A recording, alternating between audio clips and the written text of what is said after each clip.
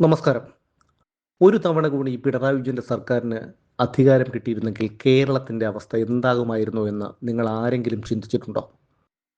നമുക്ക് ഊഹിക്കാൻ കഴിയുന്നതിനേക്കാൾ അപ്പുറമായിരിക്കും കേരളത്തിൻ്റെ അവസ്ഥ.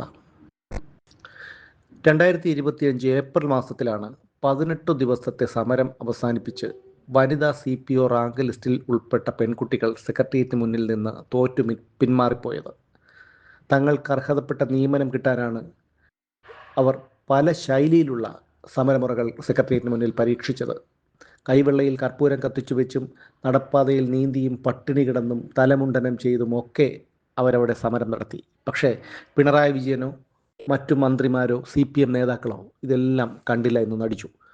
അതിനു മുമ്പ് പുരുഷ CPO റാങ്ക് ലിസ്റ്റിൽ ഉൾപ്പെട്ട ആൺകുട്ടികൾ നടത്തിയ സമരം പട്ടിണി കിടന്നും മുട്ടിലിഴഞ്ഞും ആത്മഹത്യാ ശ്രമം നടത്തിയും ഒക്കെ അവരും പല രീതിയിലുള്ള സമരമുറകൾ പരീക്ഷിച്ചു. പക്ഷേ പിണറായി വിജയൻ്റെ സർക്കാർ അത് കണ്ടില്ല എന്നാണ് നടിച്ചത്. എന്നാൽ പിണറായി വിജയൻ്റെ CPMനോട് അടുത്ത് നിൽക്കുന്ന ചിലർക്ക്, പ്രത്യേകിച്ച് രണ്ടു പേർക്ക് നിയമനം നൽകിയിരുന്നു. SIമാരായിട്ട് ബോഡി ബിൽഡർമാരായ ഷിനു ചൊവ്വയും നടേശനും. എല്ലാ മാനദണ്ഡങ്ങളെയും കാറ്റിൽ പറത്തിക്കൊണ്ടാണ് ഇവർക്ക് നിയമനം നൽകിയത്. പക്ഷേ ഇപ്പോൾ UDF സർക്കാർ അധികാരത്തിൽ വന്നിരിക്കുകയാണ്. ഈ പിണറായി വിജയൻ്റെ സർക്കാരിൻ്റെ കാലത്ത് എല്ലാ ചട്ടങ്ങളെയും കാറ്റിൽ പറത്തി ബോഡി ബിൽഡർ താരം ഷിനു ചൊവ്വയ്ക്ക് പോലീസിൽ SI ആയി നിയമനം നൽകിയിരുന്നു. ചിത്രേഷ് നടേശന് പിന്നീട് അയാൾക്ക് നിയമനം കിട്ടിയില്ല. പക്ഷേ ഈ ഷിനു ചൊവ്വയ്ക്ക് പോലീസിൽ SI ആയി നിയമനം നൽകിയ നടപടി ഇപ്പോൾ റദ്ദാക്കും. ഇതിന് മുന്നോടിയായിട്ട് ഷിനു ചൊവ്വയുടെ SI പരിശീലനം നിർത്തിവെക്കാൻ ഇപ്പോൾ ആഭ്യന്തരമന്ത്രി രമേശ് ചെന്നിത്തല ഉത്തരവിട്ടിരിക്കുകയാണ്.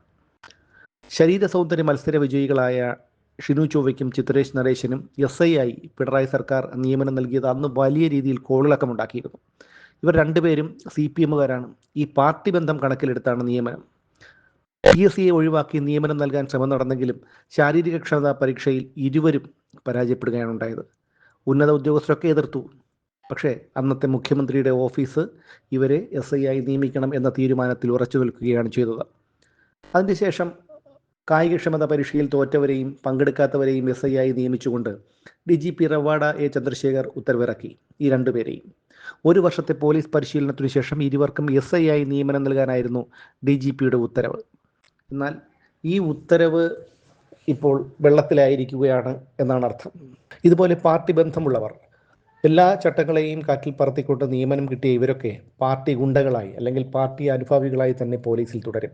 ക്രമസമാധാന ചുമതല കൈകാര്യം ചെയ്യുന്ന ഒരു സേനയിൽ ഇതുപോലെയുള്ള പാർട്ടി അനുഭവമുള്ളവരെ, കടുത്ത പാർട്ടിക്കാരെ നിയമിക്കുന്നത് അത് വലിയ രീതിയിലുള്ള ദോഷം ചെയ്യും. പക്ഷേ രമേശ് ചെന്നിത്തലയുടെ ഈ ഓരോ നീക്കവും, അദ്ദേഹം ആഭ്യന്തരമന്ത്രിയായതിനു ശേഷം നടത്തുന്ന ഓപ്പറേഷൻ തൂഫാൻ ഉൾപ്പെടെയുള്ള ഓരോ പദ്ധതികളും അത് വളരെ അഭിനന്ദനം അർഹിക്കുന്നതാണ്. എന്ന് മാത്രമല്ല, ഈ വനിതാ CPO റാങ്ക് ലിസ്റ്റിൽ ഉൾപ്പെട്ടവരും പുരുഷ CPO റാങ്ക് ലിസ്റ്റിൽ ഉൾപ്പെട്ടവരും ഒക്കെ ഇത്തരത്തിൽ സമരം ചെയ്തു. അവരൊക്കെ പഠിച്ചു പരീക്ഷ എഴുതിയിട്ടാണ് റാങ്ക് ലിസ്റ്റിൽ വന്നത്. പക്ഷേ ഇതൊന്നും ചെയ്യാതെ CPMകാരനാണെന്നുള്ള ഒരൊറ്റ യോഗ്യത കൊണ്ട് നിയമനം നൽകിയ ഈ ഷിനു ചൊവ്വയുടെ പരിശീലനം നിർത്തിവെപ്പിച്ച് അയാളെ ജോലിയിൽ നിന്ന് പറഞ്ഞുവിടാനുള്ള ഈ ആഭ്യന്തരമന്ത്രിയുടെ ഈ തീരുമാനം അത് കയ്യടികളോടെയാണ് കേരളം സ്വീകരിക്കുന്നത്.